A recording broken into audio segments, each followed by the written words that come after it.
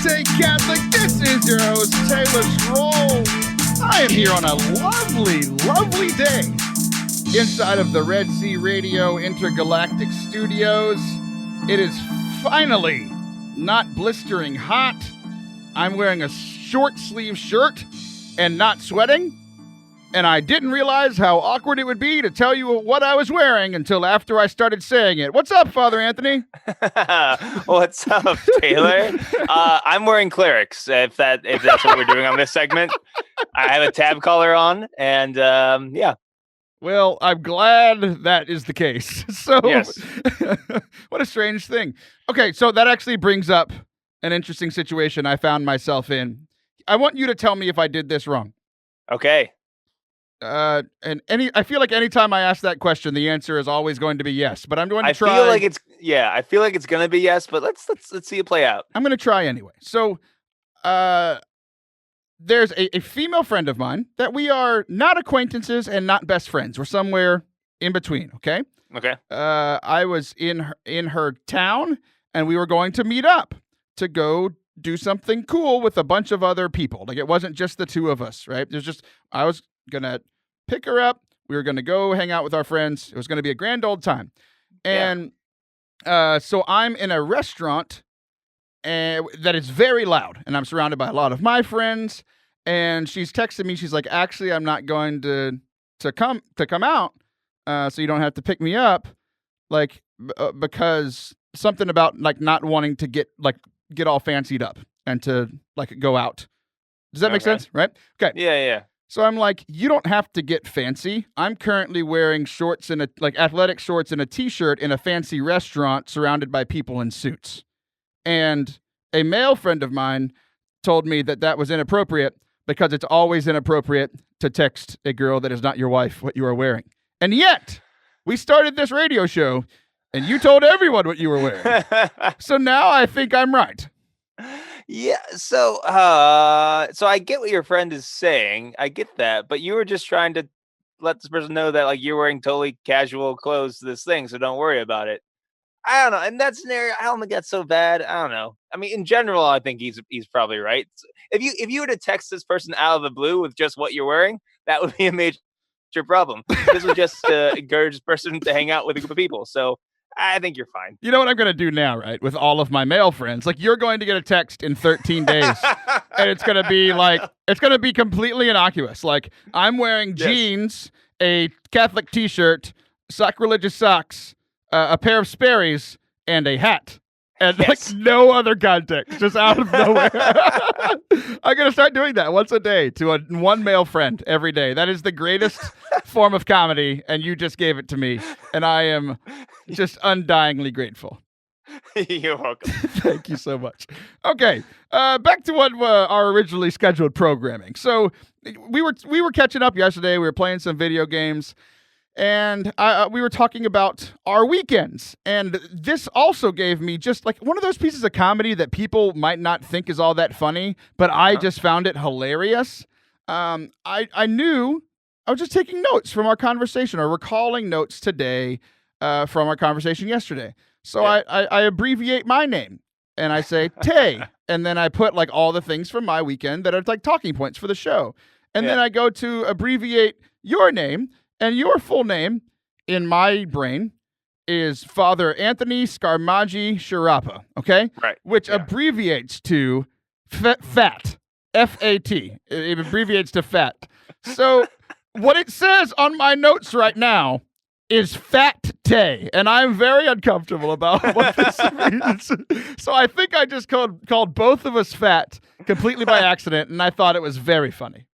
You know, this is just a little teaser for the next segment, but also like in your notes, they're not completely written out because they're notes. And the bottom of your notes you sent me just says Packers, National Anthem, and Alycia Keys. And when I got that, I'm like, this is going to be fascinating. How could these things relate? I'm so excited. Yeah, Aaron Rodgers is going to be joining us on the show, singing an Alycia Keys song. That's the connection. That would be amazing. And like, we're not going to talk. Just like the text message I'm going to send you in 13 days, there's going to be no setup. We're just going to come back from break, and a random man is going to be singing. And when you hear that man, you will know that it's Aaron Rodgers. Perfect. All of that is Great a lie. content. Welcome to Forte Catholic. Okay, back to our notes. Right next to fat, it says that you attended a confirmation with the tall hat guy. So tell us about that. Yes. Oh, the tall hat guy is my bishop. He is both pretty tall and he has a hat because he's a bishop. So we had confirmation. Wait. I understand what you just said, but in my brain, I was calling the hat tall. Yet you were were like, you took both of those as adjectives or describing words for the guy. I find that fascinating. Yeah. So if they used to ask like a little kid, who is the bishop? Oh, he is the tall hat guy. Oh, that so guy, that's how my brain guy. works. Yeah. So it was wonderful. We had a pretty big confirmation class, and the bishop came. He did his thing. Everyone was nice and dressed up. They got confirmed. It was nice because I've been at the parish long enough where I've worked with some of the kids in our youth group, and to see them get confirmed was really nice. Everything went well. It's a long mass for us. It was like, I don't know, it was like 2 hours long, and this was at the end of my day. I'd already said 2 masses, already been to masses before. But the great thing is I just had to dress up, show up. I didn't have to do anything. I just had to look priestly. So it was a good afternoon. So you were on the cusp of it, but I'm just going to go ahead and have to ask you, what were you wearing? Yes, I was wearing a red chasuble. It matched the other parochial vicar's red chasuble, so we were coordinated like that. And alb and what else? Amice, cincture. I won't go into more detail on that, but I was wearing the robes. Yeah, I think it was amazing how you worded those in the order that you did, because every single one I understood less what you meant. Yes, I threw some fancy words at you. And somebody's going to tell me after they're listening to this that 2 of those words weren't real, and that was you messing with me. No. So the amice, a quick little thing. No, no one cares. No one cares. Okay, fine. If you care what an amice is, you just send me a little message, and I'll connect you with Fat Anthony. Okay. So it was a pretty good weekend. Like, you got to hang out with a descendant of the apostles. That's pretty cool. Yeah, it was cool. It's I know my bishop pretty well, so it's nice to see him, and it was good. Yeah, I was like, okay, like, you've been a priest for how long now? About 3 years. 3 years. So you've given us like a good year and a half. So I was surprised when I brought it up yesterday when I said, like, oh, like, how many times have you concelebrated with the bishop?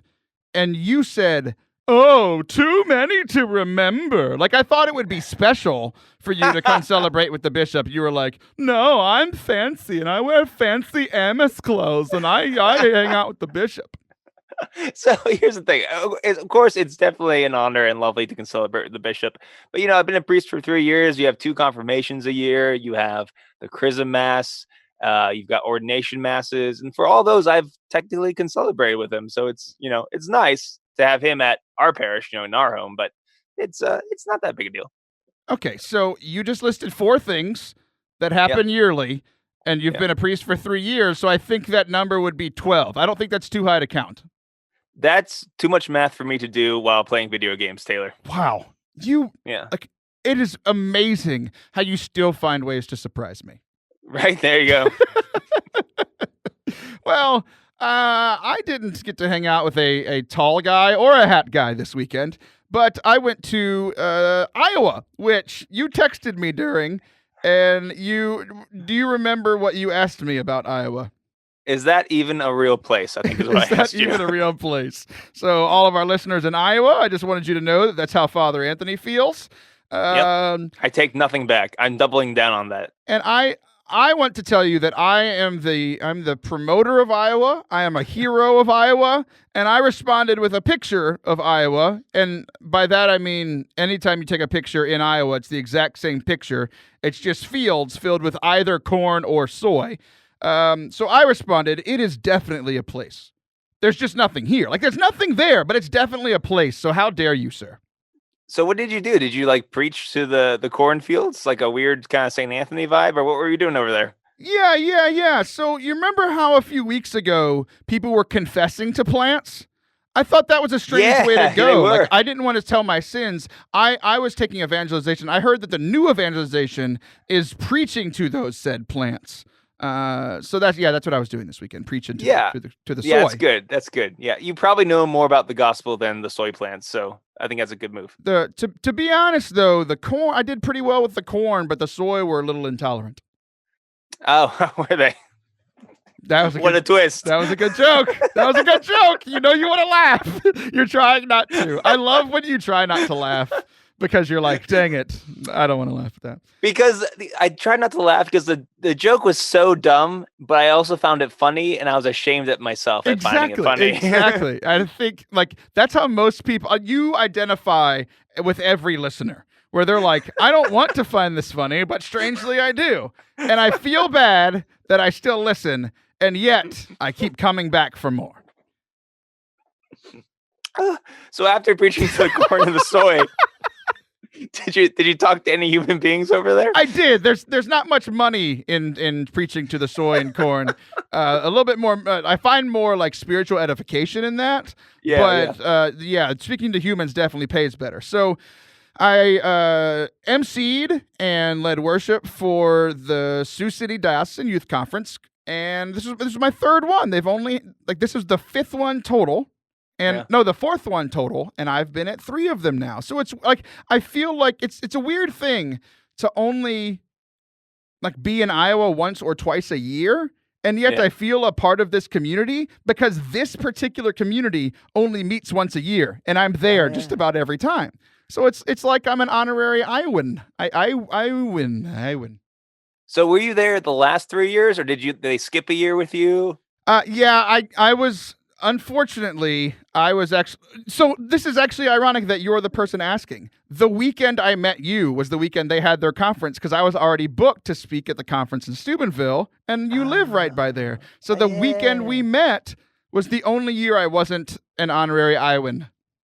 Oh, okay. So my question was, I wanted to see what was their opinion of you? Did they have you on the first year, decide that was a bad idea, but then nobody else, the person filled in for you the next year was bad, so okay, we'll take what we can get, and they've had you on for the next 2 years, or what was the deal with that? So ironically enough, you'll have to tell me how I should feel about this, because I was there for year 1. And everyone said, all of the paperwork said, not paperwork, that sounds stupid. All the, reviews said it was the best one they ever had. And then we came back the second year, and they said it was the best one they ever had. Mm-hmm. And then I missed the third year, and the music didn't go as well. That's as far as I'll go on that. So they were happy to bring me back this year, and then everybody said that this is the best one they ever had. So because I'm involved with all 3 of the ones that have been said that were the best they ever had, I don't know if that means that I wasn't as good in previous years, and they all lied to me then, or they're all lying to me now, or if it's recency bias. I'm not sure what's going on. I think it's either they're totally lying to you, option 1, or option 2, which I'm leaning towards, is that you're just the Michael Phelps of emceeing and music playing for conferences. You just keep breaking your own records. That's probably what it is, right? Maybe.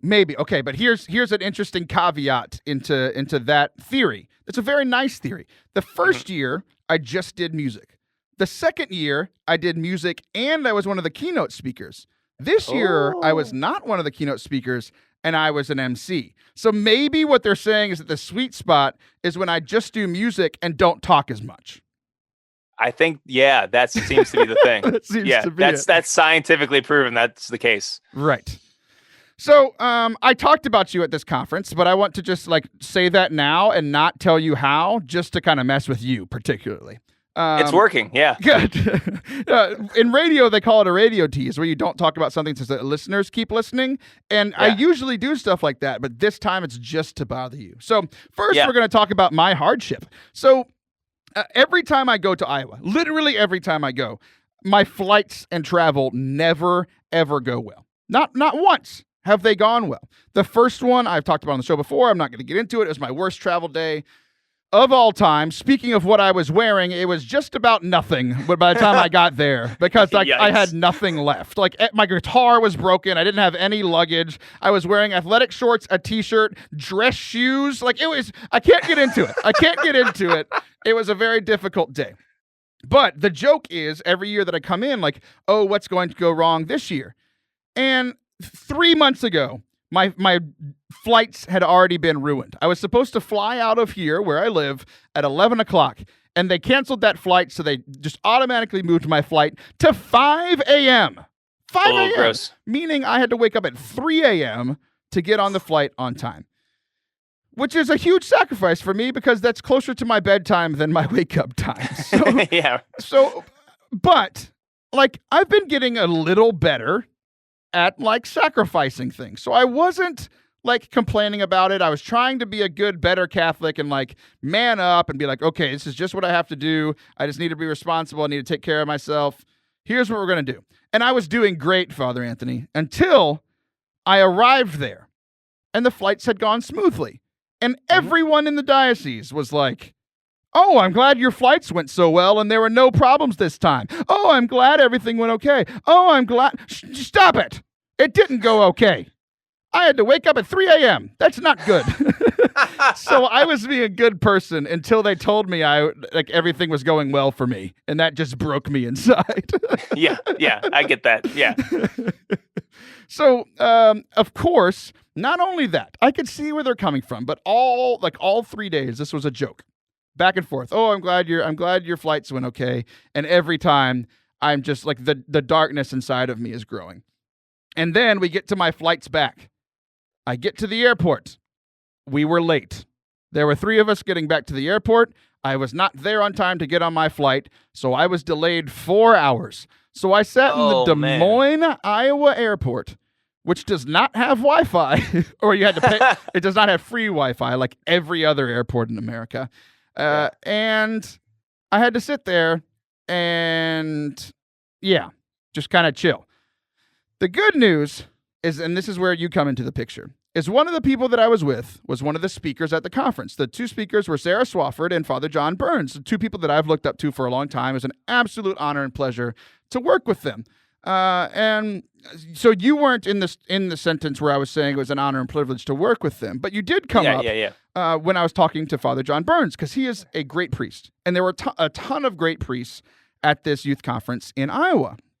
And I started talking with Father John because he had his flight was about an hour later than mine was supposed to be. So I just was like, well, I'm here for 4 hours. I might as well hang out with you until you fly out, right? So I forget how we got into it, but like I was just kind of thanking him.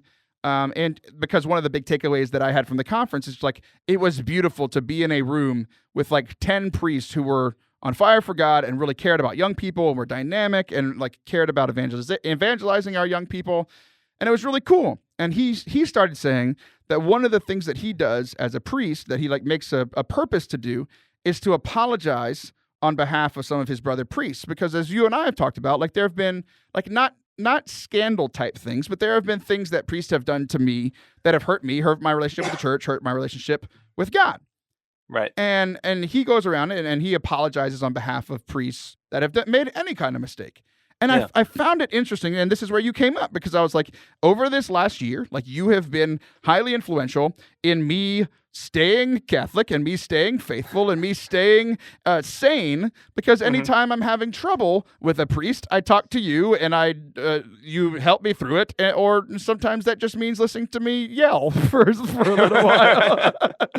And so I was telling him how thankful I have been for having you in my life. Mm.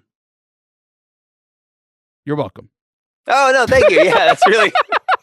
Sorry, I was wiping back tears. I didn't want to start sniffling into the microphone. Shut up. No, but seriously, that's very kind. I appreciate it. And that was very nice. I don't know what to say. Thank you. You're welcome. So the final thing about it, though, what I found was interesting is it was the first time that I really thought about how there have been multiple interactions with priests that have damaged my faith and damaged my relationship. Like the whole in persona Christi thing, like really messes with us theologically sometimes when a priest is doing negative things. Even if he's not in persona Christi at the moment, it's still like you're supposed to be representative of Christ. And if this is what Christ is like, then I start like putting those things on Christ. Like even though I don't mean to, you know. And it was interesting because he was saying like essentially every time he apologizes, it means a lot. Not like it just clicked in my head where I was like, through the sin of one, Adam, sin came into the world. And then through, like, it even says in the scriptures, like, in the same way that Adam sinned once, Christ, in his obedience on the cross, that one thing fixed all of that, right? And it's not a one-to-one comparison, but how essentially a priest, who I still see in persona Christi, like in you or in Father John Burns or in a number of other great priests, their witness and your, like, his apology, your witness, these sorts of things help repair those things for us as the laity. And that just stuck into my brain, and I was like, this is awesome. Like, the good priests are helping to bring healing to the hurts caused by negative things that priests have done. Yeah, and I think it goes to show just how, because both of the examples, you're right to compare them, but it shows how tied we are together, just being human beings. So, like, it's really not this kind of just me and my salvation. It's really this kind of group effort, and we can hurt each other, and we can also build each other up. And also, same thing for the priesthood. And that's something I've been thinking about a lot since I've been ordained, is that there is one priesthood and we all have a share in it. So the good things we do, we all share in it. Also, the bad things that we do, we all share in it.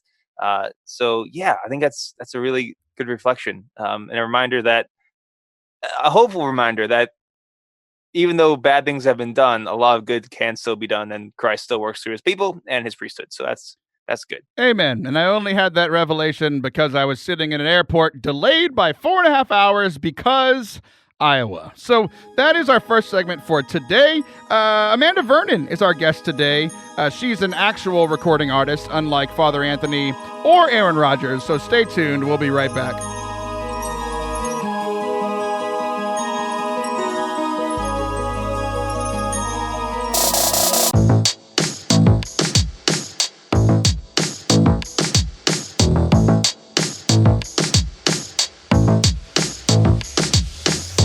Welcome back to Forte Catholic. I am Taylor Schroll. I don't know why I keep saying that. It would be really weird if you listened to the first segment and then all of a sudden there was a different host in the second segment. But that's how radio works. And those are the rules. And as we all know, I always play by the rules. Isn't that right, Father Anthony? Absolutely correct. And everyone who listens to the show would also agree with that wholeheartedly. Tell me how good of a Catholic I am, Father. You're pretty good. Like a B+. Dude, that's the best grade in Catholicism I've ever received. Yeah, I mean the bar's pretty low, so take that with a grain of salt. But you're doing good. Like, generally for Catholics, the bar is pretty low. I'm maybe speaking from my own experience, but yeah, let's go with that. Well, we brought who is at least an A- Catholic onto the show today as our guest. She's brought the average up because Father Anthony, as the okayest priest, okay grade is like C-, C-, C+. So you're in that range. So right. Amanda makes me the average. So Amanda Vernon is here with us on the air today. Amanda, how are you, my friend? Hi, I'm excellent. Thank you. Thanks for having me. Yeah, absolutely. We were talking a little bit beforehand about some of the similarities and the differences that you and I have. And mostly the differences are you have all the good qualities and I have all the negative ones. So it's like the most, like, honestly, the most baffling thing about you is that I just found out about you 3 weeks ago, and I have no idea how I didn't know who you were. Oh, thank you. Yeah, I don't know. I found out about you from Edwin Mitchell over at the show, because you went and did one of his shows on the show, which is the most confusing naming. He and I talked about that. I don't know how to talk about his show because I went on his show, and when I talk about it's his show called The Show, and we're there to talk about my show. And so my show, when I talk about it, I talk about the show, and it's very confusing to me. But you were not confusing. You went and you did like a live studio performance in his house, and I was like, this woman's amazing. How do I not know who she is? So then I stalked you, and you agreed to come onto the show. Well, I'm glad to be friends now. So thanks for letting me in. For sure. To the inner circle. Father Anthony. with Hey. Father Anthony. Yes, hello. Just so that the people at home know, we're doing this on a video conference, so I can see Amanda can see me, and Father Anthony is like a 1 inch by 1 inch square inside of a 6 inch by 4 inch rectangle, and we can't understand anything he's doing or saying. Except that he's laughing. He's perpetually laughing. Perpetually laughing in the picture. That's awesome. Which I feel very affirmed. So thank you for enjoying this. This was the plan all along. So even though I'm scowling at the entire time, you don't know that. You just feel affirmed. This is also why it's important to have a screen for confessions. It's the same effect. Is it really? So for Yeah, those I actually have a picture of my smiling face on the other side of the screen. So for those of you at home, this is how Amanda feels. Amanda says, "Hi, I'm Amanda," and we get applause. And then she says, I am a singer professionally. And then Father Anthony, as we all know, laughs like this. I knew you were going to bring that up again. You can't help yourself. I do. It's the greatest laugh of all time. So enough about Father Anthony. I'm done with him. Amanda, so I stalked you on the internet, but before I ask any questions, I want to give you the chance to let people hear the good things about you. So who are you? Brag about yourself for a minute. Well, thanks. So I'm a Catholic evangelist. I live in Phoenix, Arizona with my husband and our 4 young children. And I'm also a professional recording artist and a newly published author. That's very exciting. So I watched this video on YouTube. It's like get to know Amanda Vernon. And I'm like, why can't all of my guests have a get to know you video? Because this is extremely, extremely helpful. And the first thing I saw was all the stuff about your book, which we're going to get into a second. It's the reason you're here, because obviously you wouldn't want to talk to us without having a book, obviously. I mean, but I was watching the video. And I had one of the most existential moments of my entire life. Like everything about you, like how you look, the way you have your hair, the way that you play the piano, the way that you sing. I was like, this girl's the Catholic Alycia Keys. She's the Catholic Alycia Keys. And then 4 minutes into that video, do you remember what you said about yourself and Alycia Keys? Oh, I think I said something like that, right? You did. I said, I like to say, I don't know if this was on the video, but what I like to say is when people say what's your music like, I say it's like if Alycia Keys grew up in the Midwest. Exactly. So I'm like, she's reading my mind as she says she's recording this video, and it was phenomenal. So I grew up loving Alycia Keys. Your music sounds similar. Beautiful, beautiful music, beautiful voice. And then I saw there's another similarity with my wife, saying that you were a daddy's girl, and then as you're telling that story, there's video of you singing the national anthem at the Green Bay Packers game, and you're just absolutely getting it. There's 100,000 people in the stadium, and there you are, and I'm like, this is awesome. This is going to be a lot of fun. Thank you. Well, those are some good memories for me. So thank you. Appreciate that. Sure. So, okay. So one of the questions that I asked you, just in our chatting back and forth before the show is how did you get into being a full-time recording artist, traveling around? You have all the kids, you've got the husband, you've got this, how did that all start for you? Mm-hmm. Well, really my career now is, we I tell everyone that all proceeds benefit the Feed the Children Fund, because we are all of my music, all the book sales, everything that I do in my career, that's how we feed our family. And so there's no side hustle, so when my husband is managing my career, he's also managing the household, and that's it, and then I'm out on the road, and when I'm home, we're all together. And so that's been, I think we talked about this, right? A little back and forth as you mentioned, but that's been 7 years now. Wow. So really shown to be sustainable. And it really began though organically through my home parish, and just from having a family that raised me to give back to my Catholic community. And that's what I've been trying to do. And it turns out it's a two-way street. So it's just been amazing to see it blossom from something that I wanted to give to my parish family, like sharing my gift of music, and then growing beyond, my own diocese and to other states and then other parts of the world. And now for it to be my entire career is just such a blessing. Yeah, it's really exciting. So you mentioned the Feed the Children Fund. So this is going to be. I know you've done interviews about this book that you just came out with, that you've been promoting. This is, I promise you, this is going to be the weirdest segue into talking about that book that you have ever had. Are you ready? Okay, bring it on. Is there a drum roll or something? Yes, I think we do have a drum roll. If you can vamp for just a second, I might have one. Okay, so just looking at Father Anthony's laughing face over here, he's ready for this. I don't think I have a drum roll. That's really sad. But That's disappointing. Okay. But we have there you go. There you go. But okay, I know you're the professional musician, but Father Anthony is the real deal when it comes to music. People are picking up on this theme. A month ago, he was the co-host when we talked to a professional recording artist, Father Rob Gallia, and now we have you, another professional recording artist, and I'm picking all of these on purpose because Father Anthony himself is just a tremendous, tremendous musician. Okay. Thank you, because I play so many instruments all the time. Yes. Rank the top 3. What are your 3 best instruments, Father? Bass guitar, harmonica, and harpsichord. Okay. Hey. Harpsichord, huh? Yeah. Since we're making this whole false narrative about me, I figured I'd go all out. Right. Yeah, and I think everyone might have believed you until you said harpsichord. Yeah, right. Father Anthony's a terrible musician. But Amanda, that wasn't the segue that I meant. That wasn't the segue I meant. Wait, was that whole thing just to make fun of me as a side note? That was just that whole falsity was also a false intro. That was amazing. It was great. We're being incepted right now. The top is still spinning. That's what's going on. So, okay, here we go.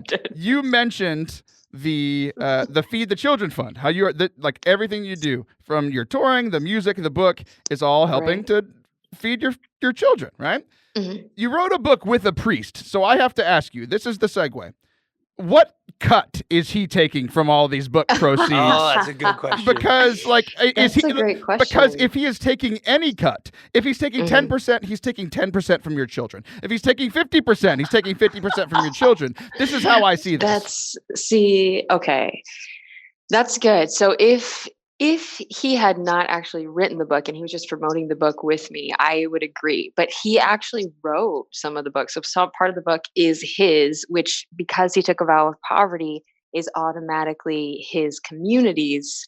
So it's legit, portion of proceeds benefit Congregation of Holy Cross because, they own it. So not only is he stealing, the entire congregation of the Holy Cross is stealing from your children. That's what's happening right now? Hey, Father Anthony, help me out. Well, yeah, so it's just feeding these large adult children who are also religious. It's just feeding God's children. God's bearded, robed children who pray all day. So I feel like it sounds totally fair to me. I don't know. Bearded, robed children. Yes, because we're all children. I'm going to be hearing from Amanda's manager after this, and maybe the publishing company. Okay, so we'll let you save the interview, Amanda. So, I look up the book. I look up the book. It's called When God Wrecks Your Romance, and on the cover is you and this priest that's stealing from you. So I'm learning about this yesterday as I'm playing video games with Father Anthony, and I go, oh my gosh, I think I know what's happening. And then I turn off my headset to hear Father Anthony, and while we're playing video games, I'm already dead. I don't care. So I'm watching the video, and it's introducing y'all and introducing the book, and I'm like, oh my gosh, I know how this is going to end. And yet, when I found out the ending, I was still surprised. This is quite a story. So set it up for us. Start at the beginning, and then let's milk out the final straw there that really broke the camel's back. And apparently, I'm the camel in this story. I don't know what just happened. Amazing.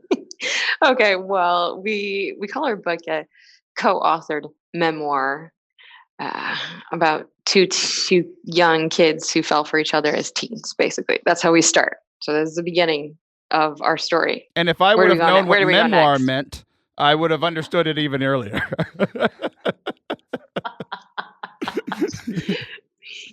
Depending on the audience, sometimes I say it's my story and it's his story in one story. You like that one better?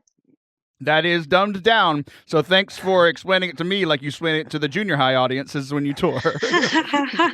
No problem. I've been practicing for this moment. I'm primed for this. Good. Okay, so then, what do you want to know? Like the intricacies of the story, or like where are we going with this? I like how you said intricacies, but it was like kissies, which is funny because it's a romance book. Exactly. Not that kind of romance book. Okay, so it's the two of you. Like that's the big twist. Like I don't know what memoir here's is. the thing. It's French for book. That's what it means. These are hey everybody, I'm going to share my memory of my story with this random priest, and I'll let you guess who the strange young boy I dated was. Okay, so here's the thing. The story that Father Matt, my co-author, and I have, I really do not think it is a unique story. Like there are priests and religious across the country and the world who have some kind of a similar story from when they were younger and they were in love with someone and they were just trying to discern where God is calling them to be. But what is unorthodox about this book and the fact that we're sitting here, say, talking about this on your podcast is the fact that, like, I don't see anyone else talking about it publicly. I mean, especially from, I don't know if you would agree with this, Father Anthony, but I've heard many priests talking about their own stories, right? You hear lay people talking about their stories, but to hear my perspective and his perspective on our same story, that just, I don't know if that's happened. Yeah, no, it's a really neat way to present it because there are stories because you're Catholic, you're discerning, and relationships happen, and then it gets real complicated because God makes everything more complicated sometimes.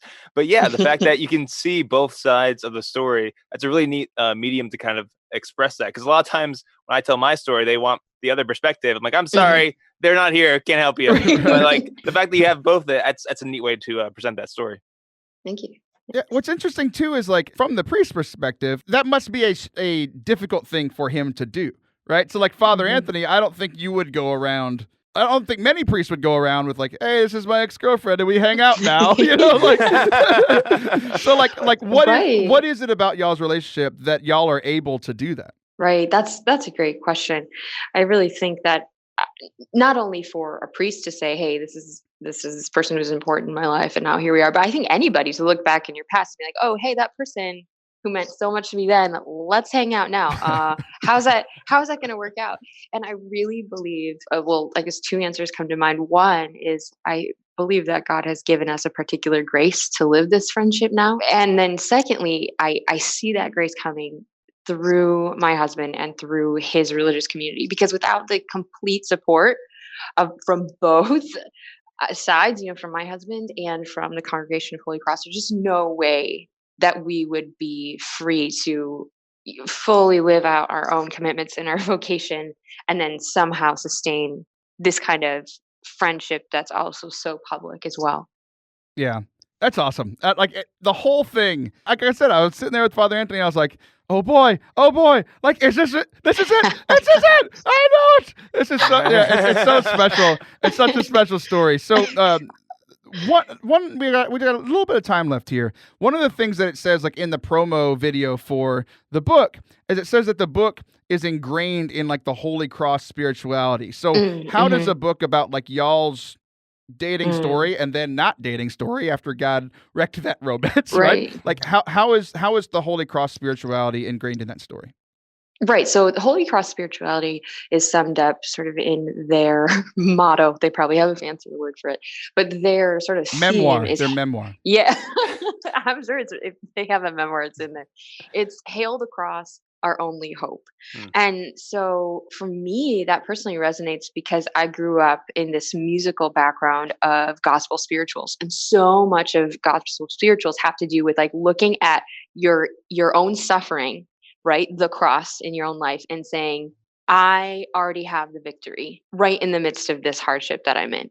And so since the music that I just grew up singing, that formed my spirituality, is so much in that same line as Hail the Cross. That just pours through our book. And so we, instead of like turning away from these heartbreaking moments that both Matt, then the seminarian or just the kid who I knew in high school and I went through, we look back at it now as, for him, an ordained priest, and for me, a mom and a wife. And we can look back and say, it was those moments that brought us to where we are today. Those moments matter, and they are beautiful. Yeah, that is beautiful. So, like, even as you're saying that, like, you kind of already answered what was going to be my last question of, like, why should people get this book? And, like, that's something that we try to talk about all the time. It's like finding God in the midst of the hardships, because we all know that our lives are difficult, right? So that is a great reason, if that's the only reason to get the book. But here's your final pitch. Why should they get it? What are people going to get out of reading this book? Yeah, well, people will definitely get both of our perspectives. So you actually see the same scene unfold twice. First, I go through the scene, and then you see those same interactions from his point of view. So you can see like how sometimes misunderstandings happen so easily.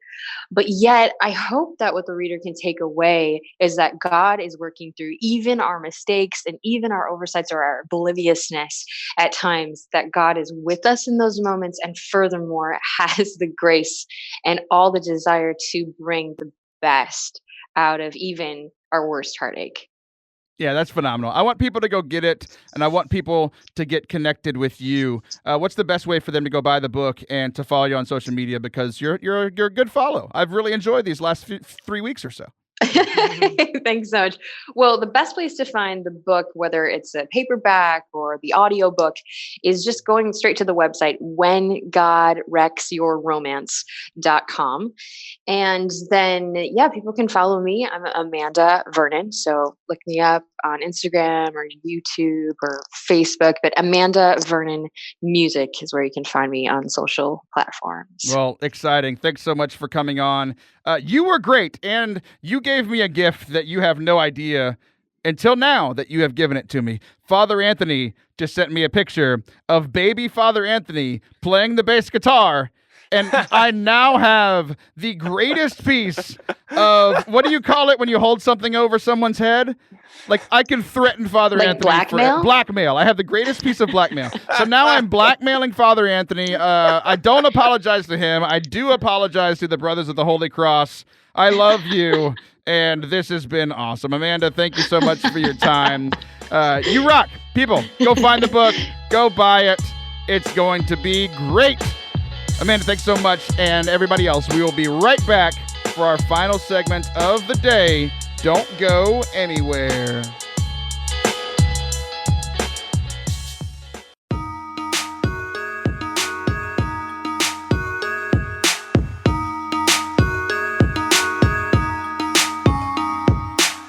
Welcome back to Forte Catholic. I am Taylor Schroll. He is Father Anthony Sciarappa. Father Anthony, I know that you are a big proponent of listening to podcasts. At what speed do you listen to podcasts? Oh, I always listen at regular speed. Do you really? Yeah, I really do. Because I drive so much, I travel so often that I need that time. I don't want to speed it up, and slowing it down makes them sound really silly. But yeah, I listen to them at regular speed. That's fascinating, because I used to be the same way, and then I just have this stronger thirst for knowledge than you do. So I realized that even though I drive and travel a lot, I just needed a whole 50% more. I love how I stumble as I'm talking about growing in knowledge. That's beautiful. I'm just going to end that there. But it is funny because I do listen at 1.5 speed. So when we're recording this live, I feel like my music should be at 1.5 speed. Oh, right, so it feels like it takes forever for the segment to start. And it's weird because, like, I don't listen to this podcast. I mean, who in the right mind would listen to this podcast? But I listen to other people's, and the music's always like dun, dun, dun, dun, dun, dun, dun, dun, dun, dun, like it's faster. And I don't know how people listen at 1.0 speed. They're insane, and that's why we love you. Okay, so one of my I think it might be my favorite moment ever on the show with you. Do you have a guess on what my favorite moment ever with you on the air is? I mean, recently is when you recorded my laugh that you keep playing back. Yeah, that's pretty great. I don't know. We have so many great moments. I can't imagine which one it is. Yeah, that one. I love that one too. That's maybe my favorite. It's not it. It's close, but it's not it. My favorite memory ever was right before Christmas last year. We were pre-recording because we were all going to be gone for Christmas. Oh, and right, yeah. I wanted to check in on your homily for Christmas and like what you said that was interesting. And since we pre-recorded, it was before Christmas, and we talked before the show about how you hadn't prepared your homily for Christmas yet. So I didn't let the audience know we had that conversation. And then like I had you share, I was like, hey, how did your homily go for Christmas? And you completely lied for like 4.5 minutes.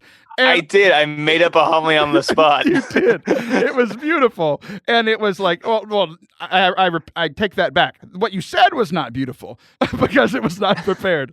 But the situation was beautiful. And about 4.5 minutes in, I just couldn't take it anymore. And I just busted out laughing. And I told everyone that you were a dirty liar and that we were pre-recording and it wasn't Christmas yet.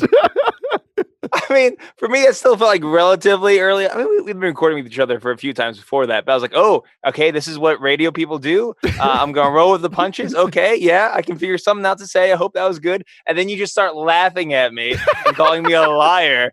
And then I understood what Forte Catholic was really all about, probably in that moment. And then you realize that moment, that's what radio people do. Exactly, yeah. That was awesome. Great moment. So here to finish up our last segment, I want to give you a chance to redeem yourself 10 months later, because that's how friendship should work, right?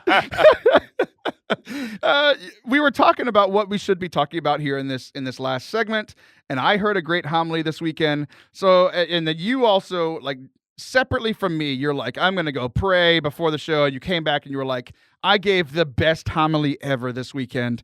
And I just wanted to give you a chance. Just here, like, give us a 2-minute version of the homily you gave this weekend. We'll see if you're actually good at your job. Okay. So a little background. When I was preparing the homily, the message of the gospel and really all the readings last weekend are to pray constantly. And I found in my own life and the lives of others, the reason why that is difficult, because so often when we go to prayer, we have trouble hearing God, and that becomes discouraging, so we stop praying. So my homily was about different reasons why we do not hear God, and then the need to pray always and what that does for our souls. So that's the overview of the homily. That's not a 2-minute version of the homily, which you asked me to do. So why don't I hear God? So the first reason I talk about is the most painful and the most obvious one, and that is because we don't pray. Okay, that is a good, solid answer. But a lot of times we take the whole idea of prayers talking to God a little bit too literally, and all we do is talk to him. And then we once we're done asking our stuff or saying our Hail Marys, we leave, and we don't leave time for silence and actually giving him the time to listen. So I put this in just terms that I understand, prayer is not podcasting where I sit in a room by myself and talk for an hour and then just stop. No, prayer is not podcasting. Yeah, prayer is much more like a regular conversation where it's listening and stuff. Are there breaks and like, does God ever throw in like promotional materials for Sacrilegious or Catholic Balm Co. in the middle of prayer time? No, but sometimes there are bumpers. Whenever a song gets stuck in your head in prayer, that's God playing a bumper for you for the next segment of prayer. So whenever you are praying, have you ever just in the middle of your prayer heard something like this?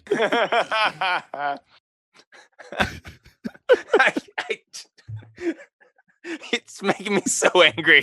You made it like 4 times. It's the worst laugh I've ever done. But I also do it often. What do you mean? It's not the worst laugh you've ever done. It's the same laugh you do every other time. Okay, back to your homily.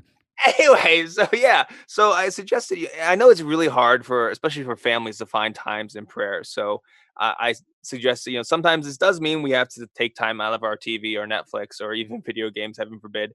But maybe it's something as simple as saying, hey, to your spouse, can you just watch the kids for a half hour And for you to even like leave the house, not go anywhere, but just go to your car and pray there, making sure that, if you turn the car on, you're not in the garage so you don't meet Jesus face to face, but like to figure out some sort of way to actually take that time. So that's reason one.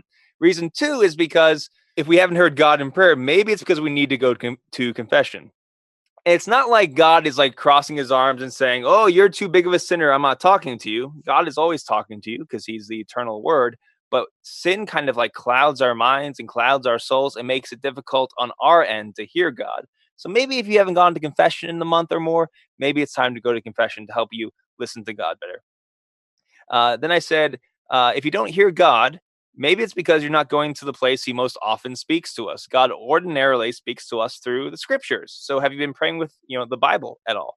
Maybe that's the reason why you're not hearing God. And so I kind of gave those kind of few reasons because I think those are the major reasons. And then I said, finally, sometimes it can be frustrating at first, but God does speak to us in silence, and we need not to get freaked out by that.